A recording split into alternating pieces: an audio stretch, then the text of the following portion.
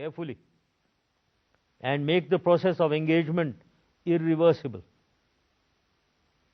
Let us draw a balance between the vast opportunities that exist for mutual gain and the hazards of falling back to self-generated hatred, despair, and confrontation. Pakistan and India must lead South Asia to new horizons of economic development, and the other South Asian countries certainly look forward to that. The roadmap delineated for the composite talks must be filled with other pointers and timelines for joint endeavors to resolve differences and disputes. It should not take long to fashion together a roadmap to progress and prosperity, reinforcing and utilizing the talent and the genius of our peoples, using our resources optimally. I wish the India Today Conclave every success. I would indeed be very happy to answer or to take any questions from your side. I thank you all, ladies and gentlemen.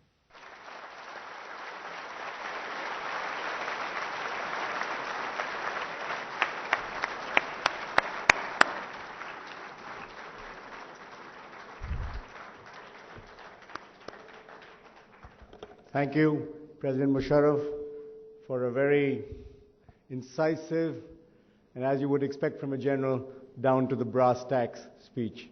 You dealt with every issue, but I was very happy to note that you had talked about this is a time for hope and optimism. Sir, as the moderator, I will take the prerogative of asking the first question.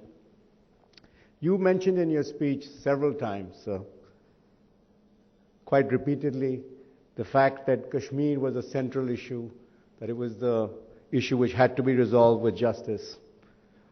My understanding was that one of the reasons why the Agra summit failed was because India refused to recognize Kashmir as a core issue. Yet at the SAARC statement this January, Kashmir was placed among a list of 8 issues to be resolved bilaterally between India and Pakistan. So is there a difference now in terms of what was there in Agra and what is there now? Perhaps you'd like to elaborate on that. I would like to answer this question. It's very pertinent.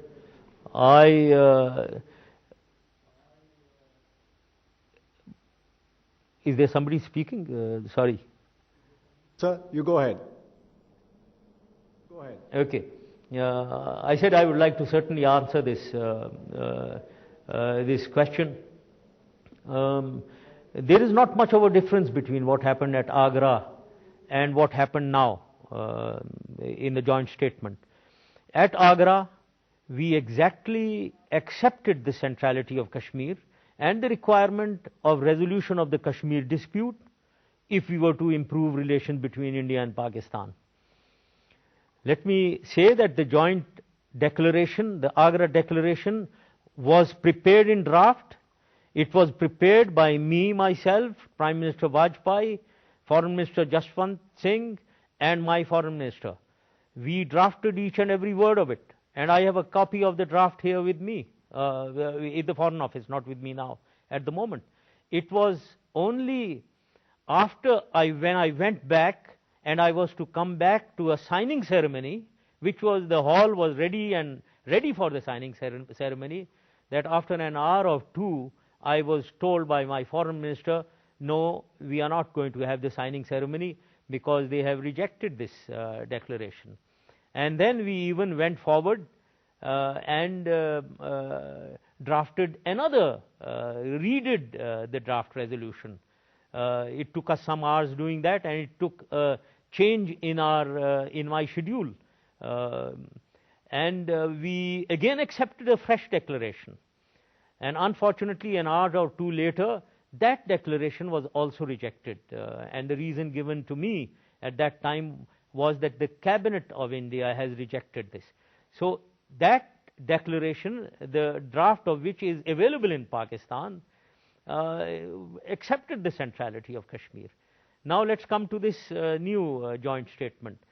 There are three areas here which were almost similar to the Agra Declaration, that the centrality of Kashmir is accepted, that a dialogue process on all issues, including Kashmir, has to be undertaken. But one very important element is also there, and that is that Pakistan has been accepted now as a party concerned with the dispute, as one of the parties in the dispute. This was never done before. So therefore, I see that there is certain progress on the resolution of all disputes. So what you're basically saying that you have kept the same position, but India has changed its position. Is that what you're saying? Absolutely. Agra was... well, that's news to a lot of us, I think. The draft declaration, which never came to be feared, and if you want, I can get this published any time. I can give the draft to you also, is similar to what we did now in the joint statement. Let me give the very fact that Kashmir has been accepted as a dispute which needs to be resolved, and that Pakistan is a party to this dispute, was never accepted in the past. Please, 1 minute. I'd like to now call on General Malik, former Chief of Staff, to ask a question.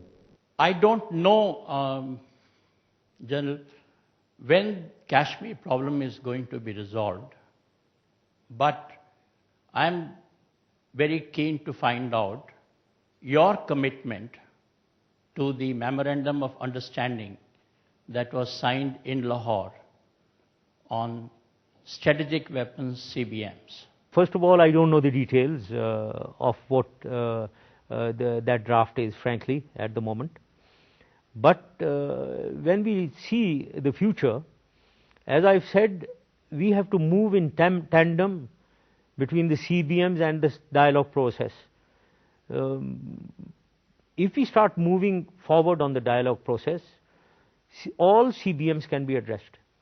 I would not like to move fast on CBMs, any part of the CBM, if the dialogue process is not moving forward. So therefore, the strategic weapon CBM, the details of which I don't know, frankly, would certainly be can certainly form a part of the overall confidence building measures in the future when we start moving forward also on the dialogue process. Thank you, Mr. President. Perhaps letting them open out is probably the best way. You talked about Indian films. We have, in fact, here one of the leading Indian film stars, Aishwarya Rai. She'd like to ask you a question. Mr. President, it's truly positive, the trend right now, as we feel there is the first steps towards camaraderie between our two nations. But sir, hamari jo tehzeeb hai, as we hug each other today, what I would like to ask you is, are we truly feeling the warm vibes of love between us, or are we still skeptical and looking over our shoulders? Your question is related, in fact, part to the last question, which I think I did not answer. How deep the process or the desire for peace between India and Pakistan is. Let me say, I'm very sure about Pakistan. It is extremely deep. I think all sections of society in Pakistan want peace, want interaction, want harmonious relationship between India and Pakistan. When we went for a joint statement between myself and Prime Minister Vajpayee, there was a surge in our stock exchange. There was a great optimism with the signs of hope that was emerging. I know this is the reality in all segments of society, in all the provinces of Pakistan. There are some extremists now, I know that, and such extremists are also in India, and we know that also. We should not bother about that very small minority of extremists, and we must go for peace in a bold manner, because we know, and I know, that vast majority of Pakistanis are for peace, for developing harmonious relations, for going for people-to-people contact, going for commerce and trade relationships. So I'm very clear about what Pakistanis want.